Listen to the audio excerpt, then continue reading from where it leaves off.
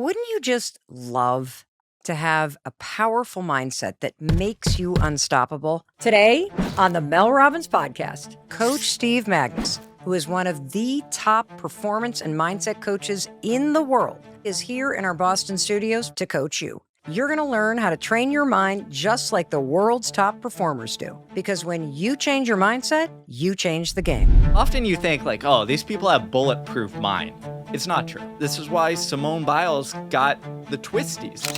It's still pressure. You'll also hear the riveting story of how Steve turned whistleblower on a doping scandal at Nike's elite training camp. I had the FBI show up as I was backing out of the garage, knock on the car window and show me some badges like I'm in a movie. We've got to give our brain that information that reminds us like, hey, I've been here before. You are capable of this and more. If we want to train discomfort or train toughness, we've got to do the very small things that make us realize that the discomfort is just a signal. I think the most powerful thing you can do to develop mental resilience is... Thanks so much for having me. I'm excited to be here. I'm thrilled that you're here. So I want to read to you from your best-selling book, Do Hard Things, Win the Inside Game, How to Move from Surviving to Thriving and Free Yourself Up to Perform. And I'm reading this passage that really caught my attention on page 28. We all get stuck. We don't reach our capabilities. We get in our own way. We feel trapped, like we can't take the action that deep down we know we should. This book is about freeing yourself up from whatever is preventing you from going on the journey to realizing your potential.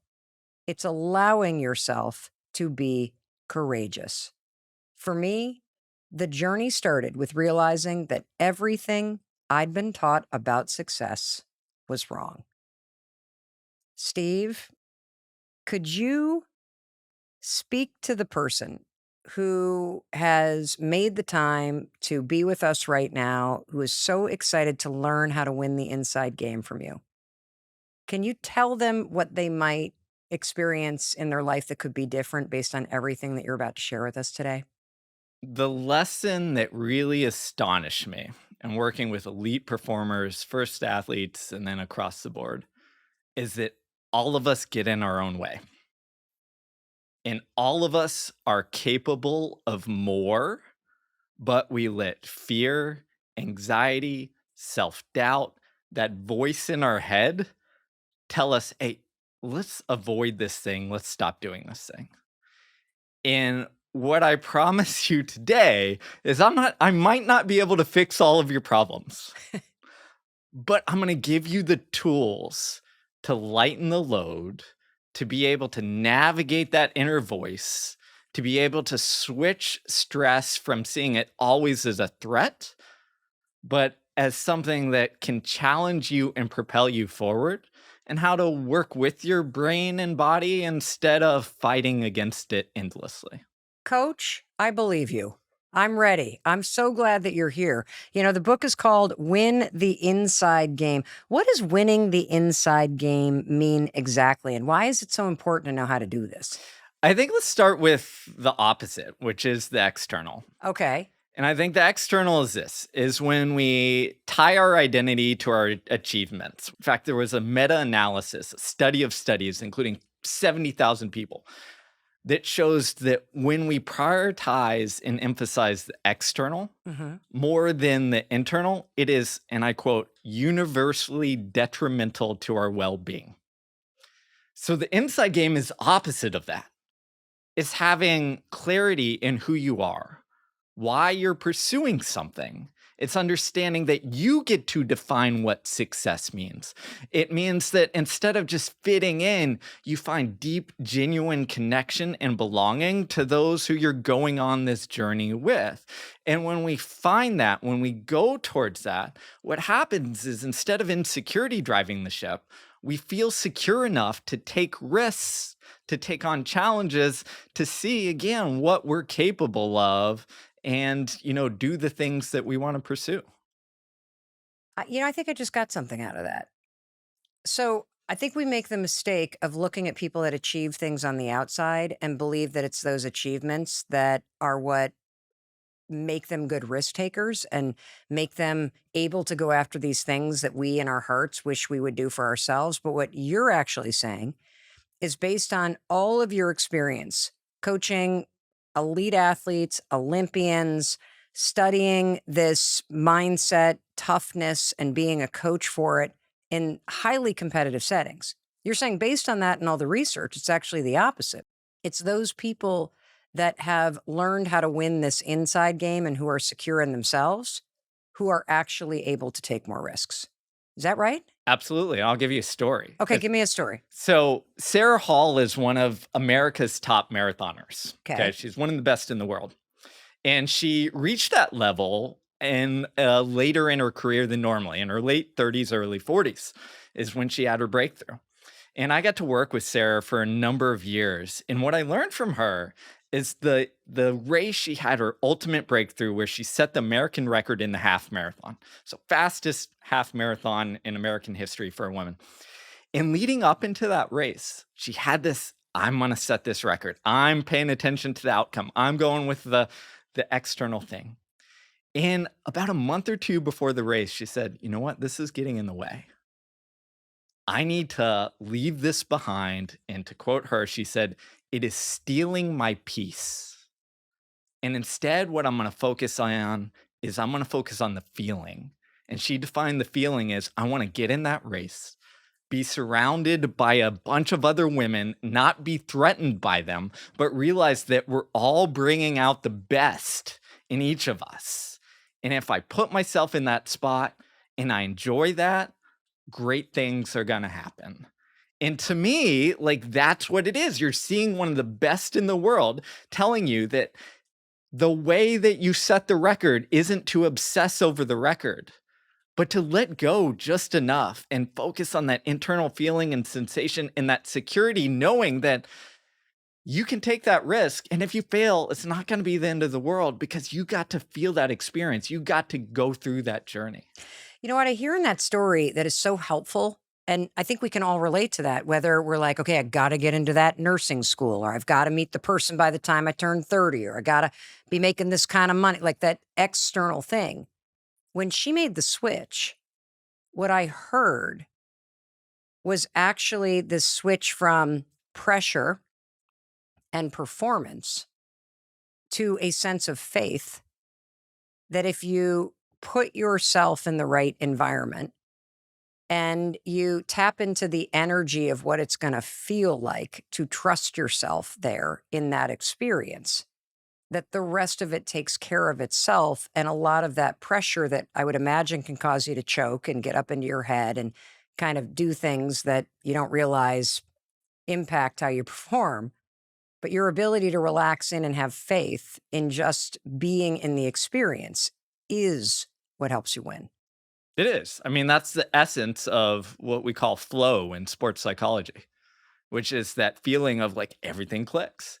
Yeah. You cannot pressure your way into flow. If you feel exceedingly amounts of pressure, you can't get in that state.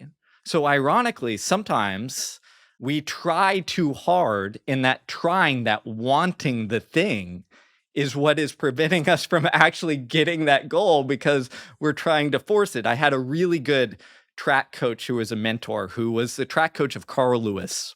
And he told me one day, he said, Steve, most people have the wrong concept of effort. They think effort means digging down, trying harder, and forcing yourself. And he said, no, effort is like Carl. And what he meant by that is, if you watch Carl Lewis sprint or Usain Bolt, they are going all out, but their cheeks are bouncing up and down. Sometimes they're smiling a little bit.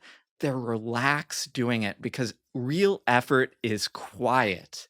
It's how do we get the most out of ourselves while being calm and relaxed doing it. And it's that kind of like paradox where we think we want to like try and dig, but whenever we do that, it backfires. Completely. You know, it also, all of that pressure for a lot of people also results in procrastinating and getting so obsessed with how it's going to turn out that you don't actually even do the damn thing. And I think that's a very interesting thing for us to talk about because, you know, ultimately you create mental toughness. in the athletes that you are coaching and in the companies that you go into and work with. How do you define mental toughness? And what do you think some of the common misconceptions around mental toughness is? So you mentioned that I have two under two. So What's 200? Oh, two kids two under two. kids Okay. under two. So my almost 2-year-old has hit the stage where she's throwing tantrums. And my wife is also an elementary school teacher, so she's an expert on kids throwing tantrums. And if we look at why do kids throw tantrums, here's what occurs. 2-year-old maybe sees something that she wants. Mom and dad say, no, no, no. She doesn't quite grasp the concept of no. She wants it. She sees it. She gets frustrated or angry or mad. And because those emotions and feelings are overwhelming and kind of foreign for a 2-year-old, Yeah. right? She goes into like freak out mode, which eventually runs its course and then she shuts down. Toughness is navigating that freak out. We experience the same thing as adults, except it has more layers. So we feel discomfort or stress or anxiety or fatigue or whatever it is, that emotion and that feeling. And then we bring in the layer of our voice tends to go with it. So our voice starts to get negative and spiral and think about, oh, I can't do this. If I don't win this race or finish this or get this job, I'm going to be embarrassed. We just spiral out of control. And what happens is your brain gets the message. It says, hey, we've got overwhelming emotions. We've got a negative voice that is spiraling. How do we escape this situation? And our brain doesn't go, how do we get the best result out of this situation? Right. It says, how do we get out of this right now? Yes. The quickest moment possible. If I'm running a race, the quickest thing is just slow down or stop. If I'm trying to finish my, dissertation or nursing exam or whatever, and the quickest thing is procrastinate, like leave this, don't come back to it because that'll alleviate it in the moment. And what real toughness to me is navigating. How do we understand our inner world and those emotions so that they don't overwhelm us? How do we stop that spiral or that rock rolling down the hill and gaining momentum? How do we stop it early enough so that we can do something about it? And I think the misconceptions around toughness is that our kind of old school model tells us only one path, which is that grit it out, like fight the thing, and often don't pay attention to your emotions or feelings, like ignore them. Well, sometimes that works, generally on easy stuff. On hard things where it actually matters, it backfires because if I try and avoid the thing, if I try and, resist the thing, we have a saying, what we resist persists. How do we learn to listen to our body better? How do we change our self-talk? How do we change our focus to get us out of these spirals and navigate these situations? I think I get it, but just so I make sure that the person who's here with us understands kind of how mental toughness is an important thing in their day-to-day life. Like, how does having mental toughness help you navigate a job search or a breakup? Or, we use the example of, your wife's a teacher and you've had a really, really tough week with the kids at school. How does mental toughness help you in just your day-to-day life? Yeah, we'll start with the teacher one because I Okay. see this all the time. Okay. Teachers have one of the hardest jobs. Yes. And it's sometimes a thankless job, but they do an amazing job. So I love supporting my teachers out there. Here's what happens. Teaching is hard. You get home, you're overwhelmed. And the tendency is to be like, okay, I'm so overwhelmed that I'm just shutting down and I can't do anything else. Mental toughness is realizing that you're still going to have to show up the next day. And because you care about your job and the kids, show up and teach them to the best of your ability. How do you get over that or get through that overwhelm and get yourself back in that position? So for a teacher, it could be something as simple as, what is my get home, shut down, and reset routine that allows me to kind of deal with that stress, take it off, and say, okay, just for a couple hours, I'm gonna get myself in a place where I rejuvenate and then can get a good night's sleep and then tackle the job again tomorrow. With, I think you said job search, I think it's handling rejection. It's because that feels personal. Yeah. right? You apply for the job, you do everything that you can to put yourself in the best position, and someone essentially says, "You're not good enough or we don't want you." And in that moment, that can hit deep. And toughness is realizing and figuring out, how do I create the space between that almost failure in my identity and who I am, to be able to say, I get it. That person didn't select me, but that doesn't mean that I'm not worthy as a human being and that I'm not capable of doing this job. They just didn't see it. How do I get back on the horse? How do you do that with, like, let's say, since you coach such elite athletes, you've got an athlete, and this is kind of part of your story too, which we're going to get into, that just misses the Olympic team or just misses the world record. Intellectually, coach, I get it. Like, I got to have a little bit of space for the rejection and the pain of coming just so close. But then there's that mental toughness skill that is your expertise. What are some of the things that you would say to an athlete that you're coaching in those moments that feel similar to a job rejection, right? Same psychological thing. Same thing. Yeah. So here I take them through a process. Is first, you can't deny that it hurts. You have to accept and sit with it and live with it and realize that this thing you cared about, you fell short in. And that sucks. There's no getting around it. There's no faking it. It just sucks. So that's number one. Number two is you've got to get your brain and body out of what I'd call stress and protect mode, Okay. where you're feeling all of these stress hormones, which pushes your brain to be like, protect myself, avoid the thing, shut down, which is our acute response to failure. And you've got to get it into, how do I almost get into like a learning and growing mode? And the best way to do this is simply socializing with friends. Really? When we're around other people, there's research that shows that when you're socializing with other people, you produce a hormone called oxytocin. Okay. It's like a bonding hormone. It's what's actually produced when, women have babies to help them bond with the child. Same thing occurs for us and adults. And what research tells us is it counteracts the kind of negative stress hormones that make us feel like worthless or alone or whatever have you after stress. So the best thing you can do is, with athletes, I always tell them, said after the game, if you lose, guess what? Go have pizza with your friends. Like, go eat. And what that does is it shifts you out of that mindset. And then the last part of this process is you got to build yourself up. You got to give yourself evidence that you are worthy.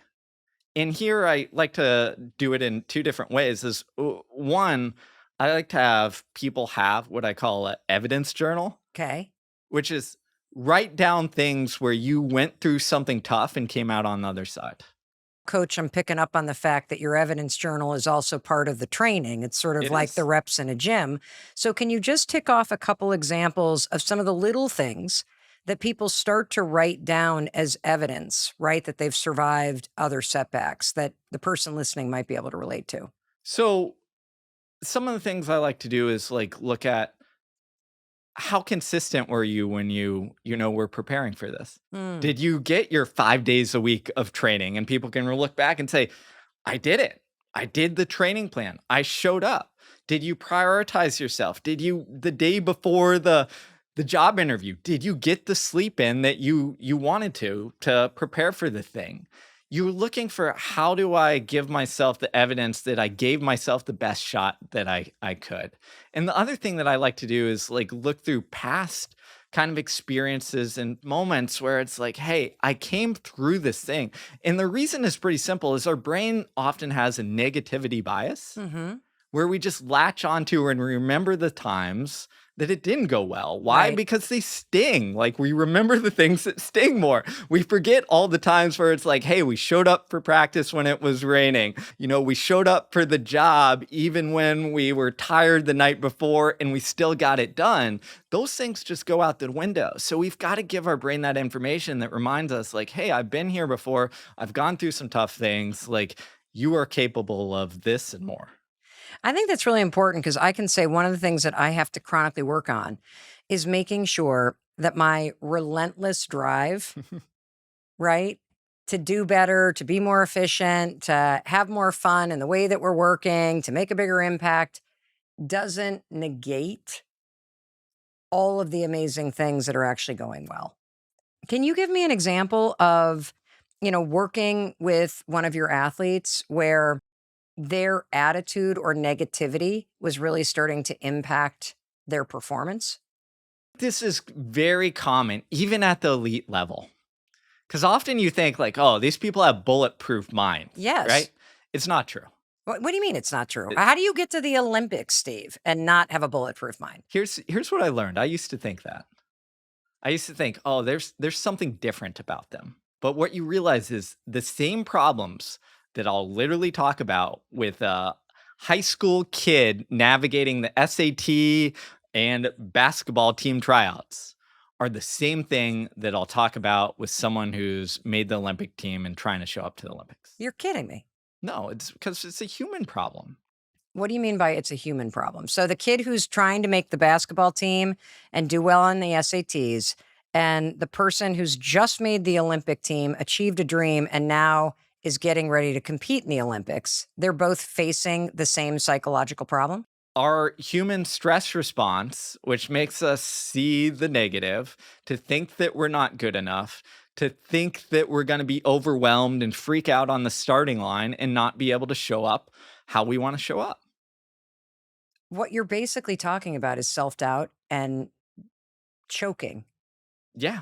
This is why choking happens to the best of the best. This is why Simone Biles got, the twisties, because it's not anything to do with her being weak or anything. She's the total opposite of that. Amazing.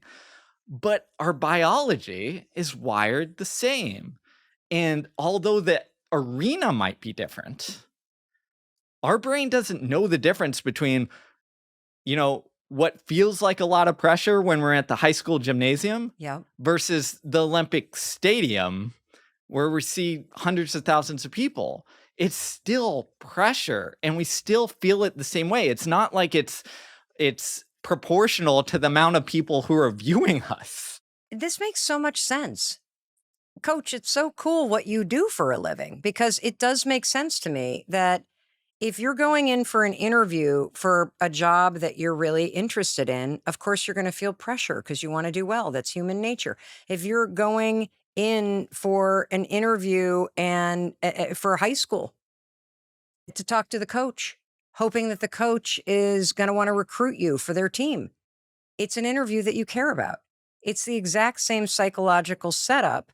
It's just that the place and the space is different, but you're feeling the same thing. It's about the scale of it based on your experience. And that, I think, is why mental toughness is everything. What do you do in those moments when it matters or when your emotions rise up? Because what you're also saying is it's not just a mental game, it's also a physical one. And in fact, there's something that you write about in your book that I wanted to just read to you because we're on the topic of mental toughness. So you write about this very interesting thing in your book, Win the Inside Game, and this is on page 123. In the 1960s, scientists noted an interesting phenomenon when animals were pitted against one another in a lab. From rats to chicks to fish, when they were competing for resources, the contest results shifted the animal's subsequent behavior. The winner became more aggressive, attacking whatever opponent stepped into the cage next. The losers hesitated. They retreated and defended, hoping to avoid conflict. The behaviors translated into consistent outcomes. The winners kept winning at an alarming rate, and the losers kept a streak of their own.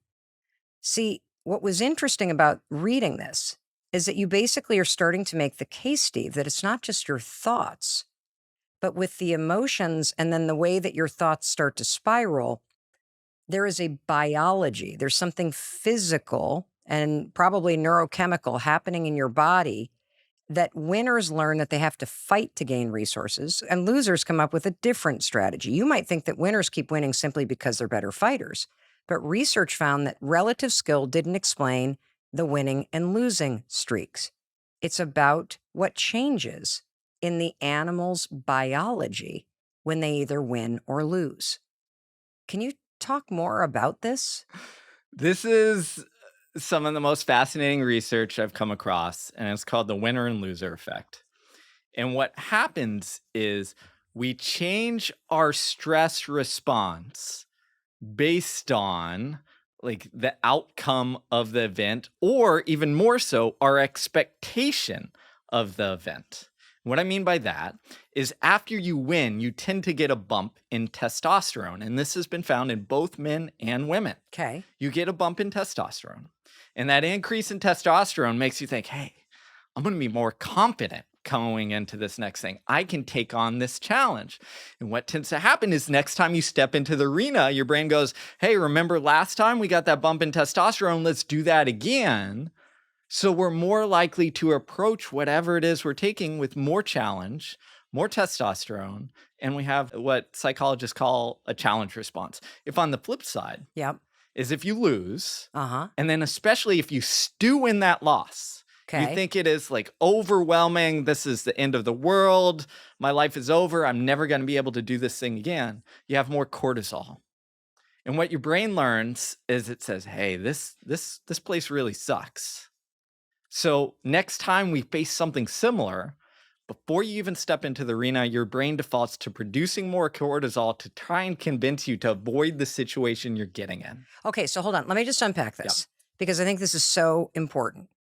Okay, so in real life, not that athletics is not real life, if you've just been broken up with and then you're about to put yourself back out there, this is an example where cortisol might spike and you might feel the uh-oh. If you've been laid off and you're now starting to go for interviews, it might be an uh-oh, right? If you didn't get into your dream school and now you're reapplying again, your body is wired because of the sting of that to actually feel that hesitation and protection. Am I getting this right? Absolutely. Spot on. And what do you want to say to those of us, to the person listening who is either feeling this way now or who has somebody in their life who now has this hesitation or feels defeated or is starting to really lose their edge? What do you want us to know, Coach, about these moments in our life and what to do about it? Two things. One is we can influence this to a large degree based on our expectations. What? So what research tells us Okay. is if we set the expectations which are based on, essentially our brain goes, what are the demands that we're facing and what are we capable of? Okay. What are the demands that we're facing and what are we capable So of? if you're sitting there and you're saying, I got broken up with, I'm putting myself back in the arena, I'm going on the date, the demands are I'm going to have to talk to someone who I don't know very well and open up and put myself out there. Now your capabilities, because last time it didn't go very well, your brain goes like, I don't know if you're capable of this. Right. I don't know. So what do you have to do in that situation? You have two options. You can say, okay, I'm going to set the expectations and sometimes lower them a little bit. Say, hey, this is my first date. I'm not trying to set the world on fire. I'm just going to put myself out there and go talk to him. Right? Okay. Lower those expectations. Okay, so that's step nine. So one thing you can do is lower. I don't have to get this job. I don't have to. Okay, gotcha. I can just go and the fact that I'm getting out there, that's a win. Yes. Okay, so lower expectations, step one. And the second part is improving that your capabilities side, Okay, which is in athletics, what do? We train. you practice. You practice. In life, you can do the same thing, right? If you are struggling and afraid of going on that first date, go call up a friend and say, hey, we're going to practice some conversations together. I'm going to talk about myself. We're going to role play this. And it sounds a little silly, but what it does is your brain goes, okay, I've been here before. If you keep being afraid of that job interview, then you want to go do some mock job interviews. And the good thing is this is when you control the environment, right? And you're doing with friends or family or someone who doesn't entice that fear around you, then your brain doesn't automatically default and you can train that. I love that. So I think I would even say I bet there's something else, coach, that you do with the people that you coach is it's actually very helpful to know that it is a hardwired response and a sign that your brain is working as it should. That if I'm about to try something that I'm nervous about, or the stakes are high, or that I really sucked at, or got screwed over, or hurt by, that it's normal to have your cortisol spike and it's normal to feel that hesitation, but I got options. So the hesitation now doesn't scare me because I should expect to be nervous. And then you just taught me, just lower your expectations. I don't have to kill this thing. I just have to, I'm just going to put myself out there. And then the second thing is kind of obvious, but we avoid it if we're stressed out, which is just practice. You have such a fascinating career, and we're going to get into it.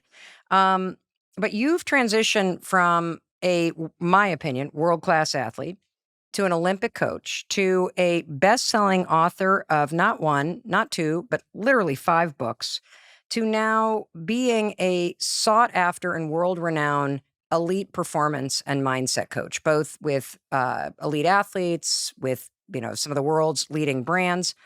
How has your personal journey and the twists and turns of your career and the people that you have been coaching shaped your understanding of mental toughness and how to build it?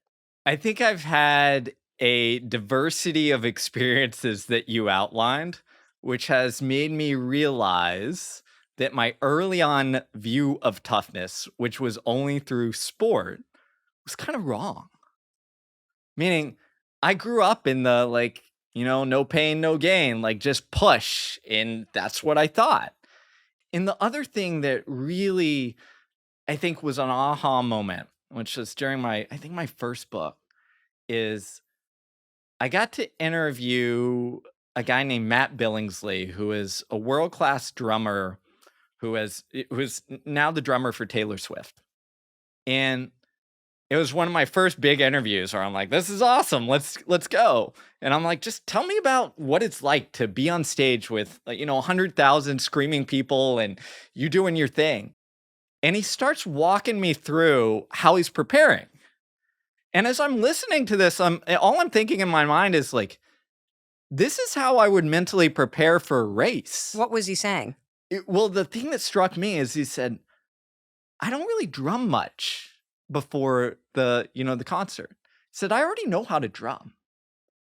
What I'm doing is, first I'm getting my body loose. I'm going through all these stretching and things to get my body feeling good. And then I'm getting my mind right, which is just rehearsing the beginning of a couple of different songs so that I can get in that groove in the state of performance that I need to get in. And he walked me through all that. And I said, this is the same kind of stuff that I do for a race.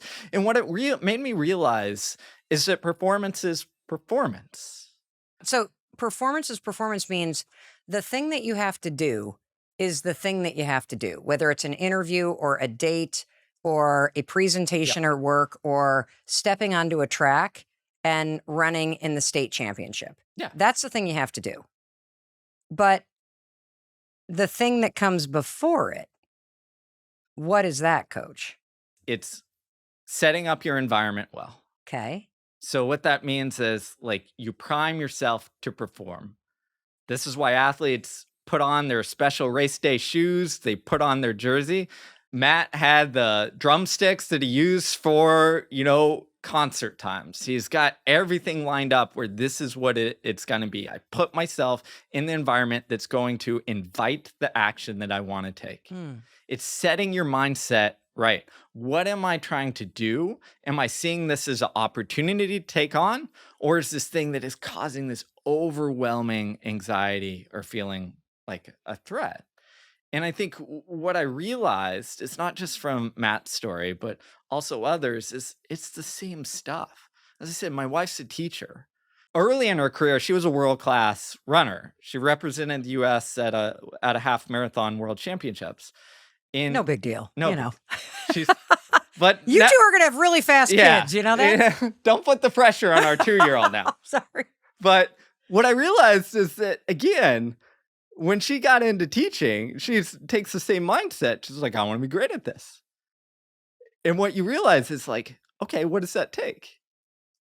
Consistently showing up, putting in the training, being prepared for the next day, and priming yourself. Okay, how am I going to get into the mindset where I am like enthusiastic and energetic? Because kindergartners, guess what? You gotta keep their attention.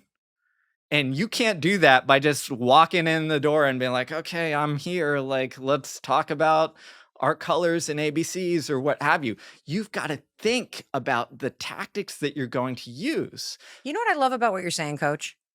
Is that I think we get so obsessed about the performance or the thing that we have to do at work or the thing that we have to do at school or the way that it's going to turn out or the result that we don't take the time to think about the environment or the steps leading up to the thing that actually allow you to step on the field of life and do the thing. Who do you want to be? Who do you want to show up as? Like that's it. Is that what you ask the people you coach? Who do you want to be? Absolutely. Because here's the thing is, and this is something else that people often don't get, is if you look at some of the elite performers, is that who they are on game day when they step out on the field is a little bit different than who they are at home. How so? So I'll give the example of Aaron Judge, the baseball player for the Yankees. Is he puts it like this: is on the field, I want to be 99, which is his number. 99, and I'm paraphrasing, is aggressive. He plays hard. He wants to win. When I take that jersey off, I'm no longer 99. I'm Aaron. Aaron gets along with his family. He doesn't need to be hyper competitive at everything. He can let things go. Again, I'm paraphrasing there, but you see that all the time with athletes because what happens is like we all have like kind of different states we can get into. Even just that invitation, Coach, who do you want to be? It's a way that you can snap yourself into a moment of intentionality to basically, who do I want to be in the interview? Who do I want to be today at work? Who do I want to be when I show up at that parent-teacher conference? And by asking yourself that, I would imagine that's sort of part of the mental toughness because you're cueing your mind, right? To start to think about these things. You're spot on. Who do you want to be in this situation? And I think too often we don't put the thought and care to align ourselves with that action. When you were in high school, you as a elite runner came extremely close to breaking the 4-minute mile, which is a goal that you had forever. And the fact that you missed it by a second haunted you on one hand, but that failure also has fueled your life's work. What did not reaching that goal teach you about life and how you coach other people when it comes to mindset and performance? At that time, I think in the history of the US, only 5 high schoolers had broken the 4-minute barrier. So it's something that basically never happened. And I came just shy. And I still can picture it to this day. There's 4 laps around the track. Every lap needs to be under a minute. So you're literally watching the clock and you're seeing it and you're like, I'm still under, I'm still under, I'm still under. And going into that last 100 meters, I can see that clock and realizing, oh no, I'm going to be right at it or just shy. And then I remember crossing that line. There's like 30 seconds before the results come out. I'm staring at the results board. And then I see myself 4 minutes and 1 second.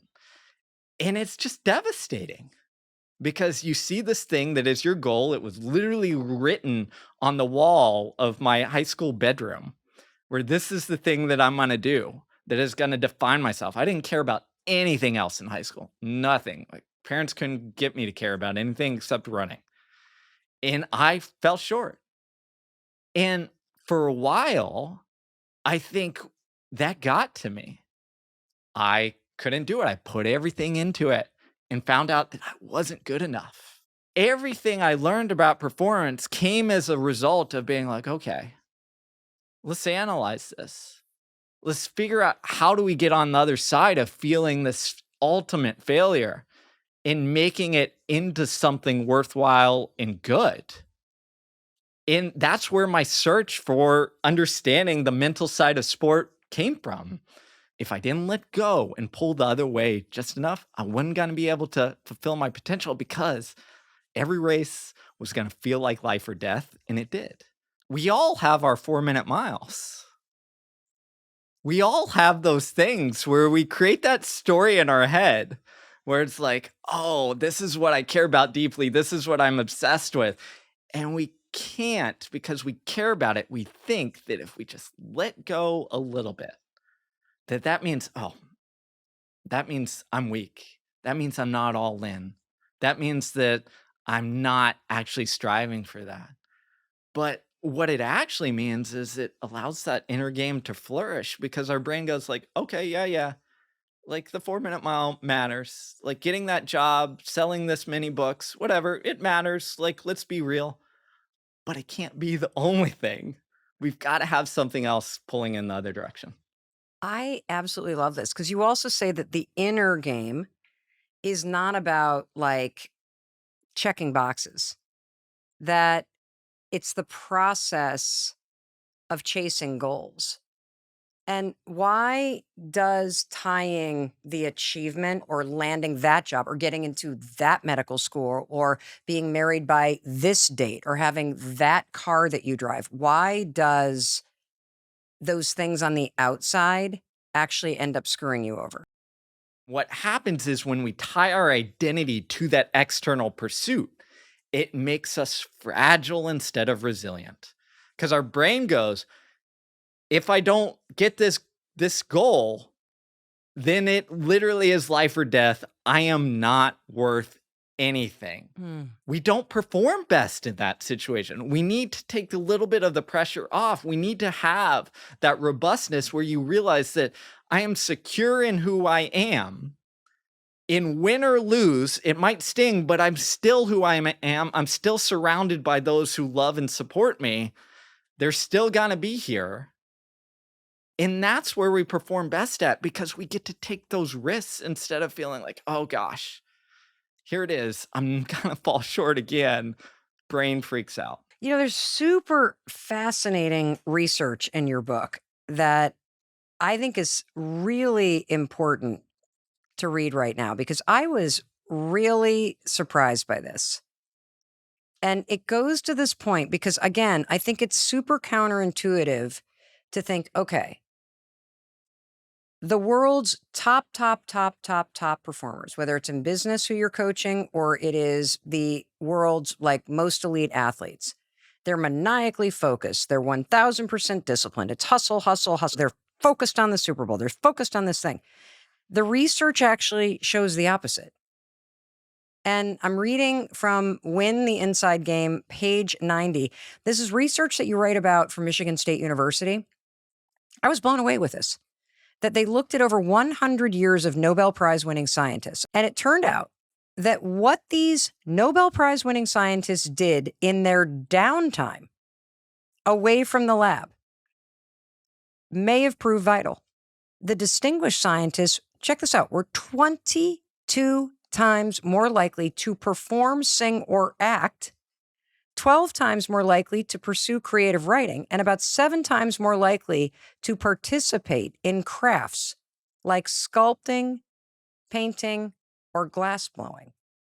Whereas their less accomplished peers were more likely to be entirely focused on their scientific research. And so this research basically, you know, as you write in your book, is like that going all in and attaching who you are to one achievement or to the fact that you're the chief resident or you're married to so-and-so or you drive this singular focus actually hinders us. It does. And it runs counter to just about everything we're told. Completely. Just go all in, be obsessed, only care about this thing. And the research, as you said, on Nobel winning scientists shows it's different. There's research on entrepreneurs that the ones who are more likely to actually succeed don't quit their day job early on. There's research on athletes that show that they generally, those who make it to the top of the top, are more diversified in both their sports early on and then their later interests. Because what it does is it makes us resilient. Because if we fail at the one thing and that's all that matters, comes back to that our brain and the alarm. We produce a ton of cortisol. Your brain says, I'm losing. My identity is at stake. Like, shut down. If we have other things in our life that we care about, that give us something else to think about, give us other pursuit to kind of do interesting things on, then even though the loss stings, you still have that resilience in your life. And It's sort of like being like a stool. So Yeah. instead of being on a unicycle, you have like 3 wheels, a tricycle, various things that give you grounding and foundation in your life. You know, in your experience, coach, especially with Olympic athletes, elite performers, what habits do mentally tough people tend to have? What you see is they prioritize consistency over intensity, meaning they don't just shoot for like the magic day where everything aligns. They're like, hey, I've got to figure out how to show up day after day, even on the bad days, right? Even on the days when things aren't going well, where maybe we don't get the full workout in, but we get something in because they know that if they stack enough solid days after days, then that is what leads to greatness. In fact, way back when I was a college coach, I tracked this. I tracked how many times did people show up to practice in workouts and how many times did they miss them? And then I ran a correlation between improvement and who showed up. And guess what? Strong correlation. The people who showed up and didn't miss days performed better. In fact, the person who showed up the most during that period was this young lady who came in, and I kid you not, her freshman year in a race of 100 plus people, I think she was 99th out of like 101. By her senior year, she was qualified for the first round of the national championships. Wow. Huge jump. And if you looked at the data, out of everybody on the team throughout that period, she missed the least amount of practice. She missed the least amount of workouts. I mean, it's incredible. Yeah. And that is what mental toughness creates, is the ability to meet those moments and process what happened and learn from it, right? And step back on the track and grow. And so much of it is the story that we tell ourselves in our head because we get locked in these negative stories that, again, define us as I'm not good at this thing. And if you talk to, again, elite performers, could be athletes, whoever it is, what you realize is they start to tell themselves stories that are about like growth and agency, meaning taking control of the situation. What can I do about it? Versus stories that are, kind of push us down and where we can't do things about it, where there is no path forward. So it's all about figuring out how to tell yourself that story. It's such great advice. And as a coach, you're already using their name and talking to them that way.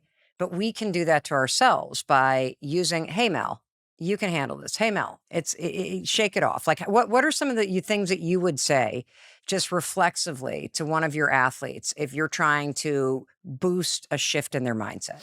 So number one is I tend to give them an action. Okay. Actions work better. Okay. So instead of telling someone, hey, Mel, you need to relax. Like in the history of the world, I don't think telling someone to relax has ever worked. Yep. So instead I say, hey, Mel, shake out your arms. Get a little loose. And what happens is your body goes like, okay, I'm going to let go some of this tension. Therefore, I'm going to relax. Action is number one. Number two is, what do they need to be focused on? Because generally what happens is stress, like either we narrowly focus on the negative, Yep. see all the bad things, or our brain goes like scattershot and it's like all over the freaking place. So what we have to do is say, okay, what matters? I'm going to focus on that. There's research on this. If you're a field goal kicker and you're feeling pressure and your mind's all over the place, what you literally do is say, focus on that spot right there, stare at it, and kick it there. and that will help you perform. And we can do that in our other aspects of life, which is like give it a narrow goal or narrow thing to latch onto and tell yourself to focus on that In the third person. in the third person. Mel, just focus on the next right move. Mel, just focus on the phone call you need to make. We'll worry about that other thing later. Bingo. Wow. So, coach, how do you train yourself to handle like hard tasks? Like, you find yourself not that motivated.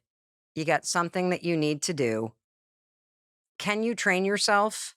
I mean, you're an elite runner, so I'm sure you can push through just about anything. But for the rest of us mere mortals who are having trouble getting up the stairs without feeling winded, like, how do you hack this? Like, let's say you're somebody who's, all right, a goal is I really want to get my finances under control. I need to create a budget. I need to like kind of cut some expenses. I need to get serious about what I want to save. Like, it's time for me to stop jerking around about this. Okay. So that's your goal.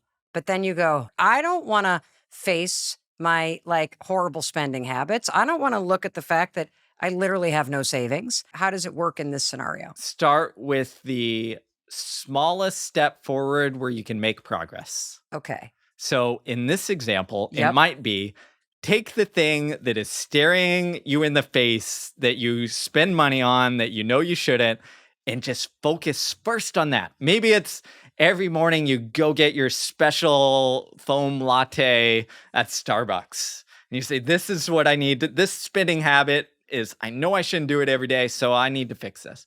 That's it. Narrow in on that one. And you minimum viable progress. So maybe it's instead of every day, I say, you know what? Next week, I'm going to go 2 days a week. And that's what I'm going to allow myself to do. And what happens is you make progress and you get these small wins. And small wins give us a bump in this like feel good hormones that say, hey, look, Steve, you're making progress. And if we can stack enough small wins, then that allows us to take the next step in the next big thing. And that's all it is. It sounds almost ridiculously simple. But what prevents us from taking on the hard things is we only see the hard things, right? Again, I love running, so too many running examples. But if someone who had never run came up to me and said, hey, I want to go to a marathon, I wouldn't say, great, we're going to tackle a marathon. I'd be like, no, we're going to go on walks. And then when you get to your street, I want you to jog the street home. Because all you're trying to do is say simple, small progress. And if you can stack that day after day, that is what creates that mental muscle and gives your brain evidence of like, okay, I've made progress, and it stokes that motivational fire. So, coach, makes perfect sense. And you and I both know that the second you even do the small thing, that you're going to face discomfort. And even if we just keep it in the lane of personal changes, whether somebody, just heard you say walk and they're like, I do need to start to take better care of myself. I do need to move my body more consistently. And that's a goal of mine to really make that a priority. And so you can break it down and say, okay, I'm going to go for a walk. After a week of that, I'm going to jog back down my block to my house. But you're going to face tremendous discomfort because you've never done it before. And you say that discomfort is an opportunity to train your mental muscle. If we want to train discomfort or train toughness, we've got to do the very small things that make us realize that, hey, the discomfort is just a signal. And sometimes that signal is like accurate, meaning we've got, you sprain your ankle and you need to listen to that discomfort, right? It's a pain signal that's like, fix this, get off of your foot, like take care of it. So here's a non-athletic example is we all are kind of addicted to our phones. Yes. Okay. And what happens is, I bet you, the listener, have experienced this, is that you feel in your pocket, your phone vibrate, and you're like, oh, there's that buzz. And you reach for your phone, you pick it up, and there's no notification. It's called phantom vibration. It occurs in about 90% of us. Huh. Wait, literally the phone didn't vibrate? Yep. You're kidding me. Yeah. 90% of people experience a Yes. phantom vibration? Depending on the research, but yes, about 90% of people feel it. And the reason is because your brain is saying, like, hey, here's this thing you give a lot of attention to. And like you feel good when it buzzes and beeps and you get a notification. So we're essentially like almost mistakenly going to predict that because that's what we're locked onto. Okay. Now, if I take that phone away, what happens is you probably feel a little bit of discomfort. Oh, yeah, you get fidgety. You're You like, get where is the fidgety. thing? Right. You're worried. You start thinking that something might be wrong with somebody. And what if they can't reach me? And what am I missing? And I'm going to get trouble at work. And where did the thing go? And oh my God. Your brain catastrophizes. Yeah. Your brain, your inner voice goes crazy. Yes. I experienced it. We all experience it. Okay. Okay. If we wanted to turn down that alarm, what would we do? We'd take our phone for a small bit and we'd say, okay, for an hour, I'm going to leave it in the other room. And at first, what would happen? Your brain would go crazy. I'm spiraling out of control. What if someone's getting at me? But if you left it for that hour, at some point, your brain would let go and say, you know what? I'm going to see it at an hour. The world isn't going to end. And that right there is training toughness for discomfort. You know what I love about this example is I think that at this point in time, every single one of us has a very conflicted relationship with our phone.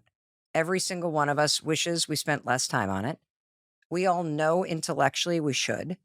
And we've also been told a million times that we should create boundaries. But none of that actually changes behavior. And what I really like about your invitation here, Coach, is that you're framing this as an opportunity to train mental toughness in yourself and being tough enough mentally to not allow distraction, emotion, craving, anxiety, whatever it is, it's going to rise up no matter what, to derail you from staying focused and present or just performing and doing what you need to do. What kind of person do you want to be? And I don't want to be a person that's beholden to my phone. I don't want the phone to have more power over me than I have over myself. And it's a powerful thing to build inside yourself this ability to not be rattled by something outside of you. And that's what you're actually talking about. You're actually training your presence and your mental toughness in a way that helps you not only for, dealing with your phone, but everything else in life. You also talk about how listening to your body is a form of mental strength rather than a sign of weakness. What is one like mental drill or a tool that the person listening can implement this week to start building this mental toughness and real resilience? I think the most powerful thing you can do to develop mental resilience is time spent alone in your head. When we make our inner world seem foreign, when we make our inner world seem like a threat, like it's distant from who we are, then our brain reacts accordingly. And it says, oh my gosh, I'm alone in my head. Because being alone with your thoughts is kind of foreign and threatening. If you're listening to this podcast, I'm going to tell you, pick something. Doesn't matter what it is. Pick something where phone's at the side. It's just you alone with your thoughts for a short period of time, because that's how you navigate things. And in fact, the late, great Kobe Bryant put this brilliantly when he was talking about youth basketball practices. He, at his daughter's youth basketball practice, someone was yelling at their kid to what to think about and what to do from the sideline. And Bryant said, I told that parent, this is the key moment. Your kid is learning how to be alone with their head and negotiate in their head. That's where we learn how to be tough. You don't want them to focus on external things. You, the parent, screaming at them, because chances are they're not going to listen to you in the game. They need to learn this skill. So it doesn't matter if it's sport or life. Figure out something where it's you alone in your head and give yourself just a little bit of time and space, and that'll create toughness. We've talked a lot about not only how maniacally focusing on outer success and achievement and all the things that we chase can backfire on you. And you have given us tool after tool after tool and all the research on how we can not only win the inside game, but we can build the skill of mental toughness. And there was a time in your life where all of the things that you were chasing on the outside just blew up in your face. And I would love for you to take us back to what was probably one of the hardest moments of your entire life. You were 26 years old, you had your dream job, and absolutely everything just flipped on its head. Can you just describe what the job was and what happened? I got the job for what was then called the Nike Oregon Project, which was essentially Nike sponsored an elite track and field team where literally the goal was to win Olympic championships. And you land this at 26, you're one of the coaches? I was the assistant coach, 26, the youngest professional coach in the sport, fresh out of graduate school. I thought I had hit the freaking lottery. And I was told, I was like, you know what? This goes well. This program is going to be yours. You're going to lead these professional athletes. And let me tell you, in running, this is really rare because there's only a handful of professional teams that do this at this level. And it was with the premier, sporting goods company in the world. And I thought I had my dream job. I told everyone I had my dream job. My parents were like, "Oh, thank God. Like, we are set. Like, Steve is killing it." And then months into it, I started to see things that raised some red flags. Or I started to see some documents that suggested from the sports scientists at Nike that suggested like there was some cheating going on, some nefarious things going on that didn't fit the rules of the sport. And at first, I remember calling my parents in the stairwell at Nike and saying, "Hey, I just saw this document that mentioned testosterone medication, which is a banned substance in sport." And they're like, "Oh no." And at first you rationalize it because you're like, this is where I want to be. This is it. But eventually what happened is it just gnawed at me. And going back to asking that question, who do you want to be? I have a clear view of how I see myself in terms of ethics and morals and what I want out of sport, especially a sport like running where no one gets in it to become a millionaire. You get in it for the love of the competition itself, to try and make that Olympic dream that you have as a kid. And I came face to face where I had a decision where do I keep going and keep my quote unquote dream job, or do I stick to my ethics and morals and values and quit and essentially blow the whistle? What's interesting is you're right about this moment because as you started to tell people, and you're right about this moment in the stairwell, that you risked your career and your livelihood and you ignored advice from friends and lawyers and even a prominent judge who told you at this time it may be the right thing to blow the whistle on this. But whistleblowers seldom come out on top. You're risking your career before it even gets started. And you go on to write, after all, I was at my dream job. I was the heir apparent to the best funded professional track team in the country, one with a future Olympic champion and medalist. It was everything I ever wanted professionally. The advice family members kept repeating was, can you just stick it out through the Olympics? I was there for a year and a half before I'd had enough. We like our stories simple. The hero who overcomes adversity, the woman who values are hard earned and firmly held, who prevails against all odds. We think of ourselves in similar ways, crafting a personal narrative where we are the hero of the story. We even have a psychological immune system, a protective mechanism to thwart negative self evaluations. We want to think of ourselves as good, moral, decent people. We shove away the messiness. As you read this story, you probably believe you would have done the right thing immediately if thrust into that same position. What happened? Like, how long were you wrestling with what to do? Months. Yeah, I mean, it took me months at first to decide to quit. And then once I left, it took me months to actually blow the whistle and tell somebody. There was this deep inner feeling, this gnawing away that just kept occurring where I was like, gosh, I can't live with this feeling. This isn't who I am. And then more so, I'd see other people who were like me, young, and probably were sitting there thinking, I got the dream job and we're headed out there. And I couldn't help myself but thinking, oh my gosh, they have no idea what they're getting into.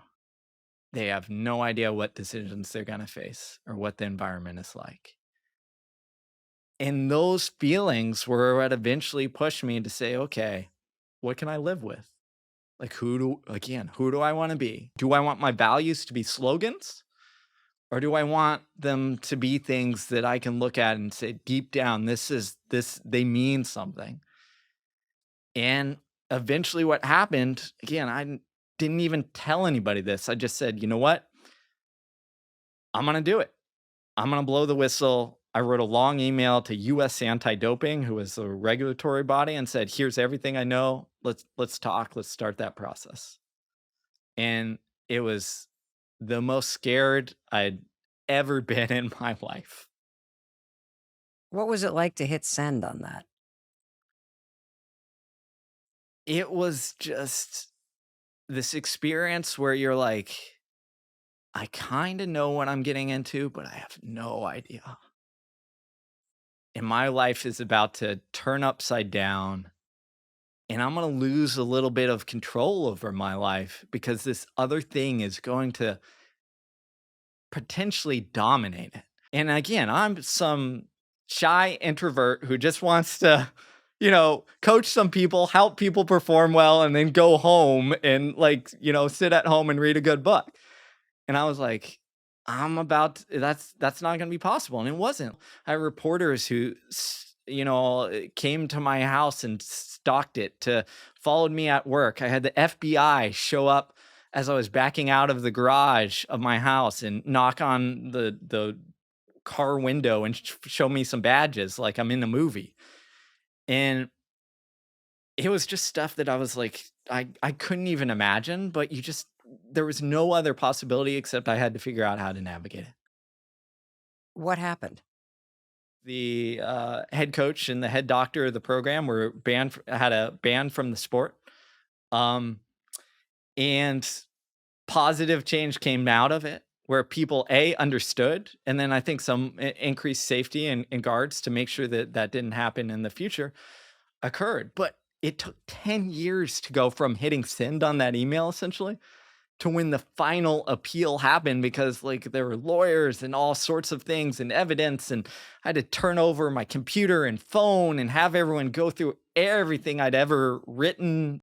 It was the most trying, more than any experience I had in sport or life. It pushed me to the max of how do I keep my sanity and not lose who I am and not let that kind of negativity spiral take over, because there are absolutely points where I'm like, I've lost control of my life. What did it teach you? If you would have outlined everything that I would have had to go through before I hit send on that email, I would have said, no way in hell, because it was tough. But it taught me that we're always capable of more.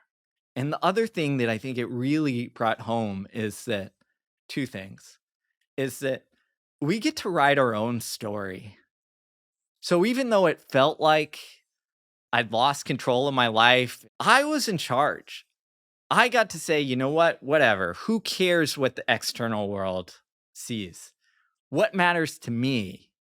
How am I judging myself on this? How am I defining my life based on this? How do I want to integrate this experience into the story I'm telling about myself? And the last thing, and I think most important thing is that I realized that toughness is not the stoic individual pursuit that we often portray it as. It is not the individual hero in the movie. It takes a village and it takes support. And if you don't have loved ones and the support and the friends who are going to say, you know what, Steve, I see you're struggling. Like, I'm here for you, whatever that means. I'd get those texts, I'd get those calls. And sometimes I'd take them up on it. And sometimes just seeing that text reminds you, like, okay, I'm not alone. I've got people in my corner. And I think that's what it is that when we talk about doing tough things, is maybe the answer is we talked about a lot of tools and tips, but it's making sure that you have genuine people who love and support you surrounding you.